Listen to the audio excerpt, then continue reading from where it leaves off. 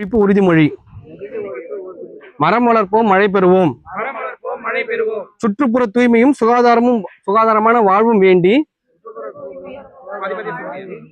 நான் இந்த சுற்றுப்புற தூய்மையும் சுகாதாரமாக வாழ வேண்டி நான் இந்த உறுதிமொழியை எடுத்துக்கொள்கிறேன். வீட்டிலும் வெளியிலும் உள்ள பிளாஸ்டிக் பொருட்களை கண்டால் உடனே நான் அதை அப்புறப்படுத்துவேன். நெகிழிகளை எந்த சூழ்நிலையும் நான் பயன்படுத்த மாட்டேன்.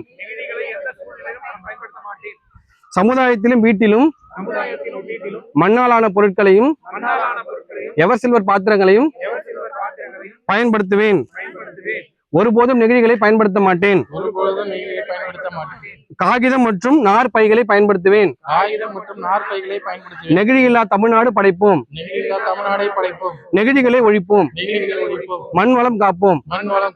வாழ்க வளர்க தமிழ்நாடு. நன்றி. டாக்டர் ஏபிஜே அப்துல் கலாம் அறக்கட்டளை, விலாங்காடு, தமிழ்நாடு. இது ஒரு விழிப்புணர்வு பதிவு. நன்றி, வணக்கம். நெகிழின்றது பிளாஸ்டிக் தமிழ்ல நெகிழின்னு சொல்லுவாங்க.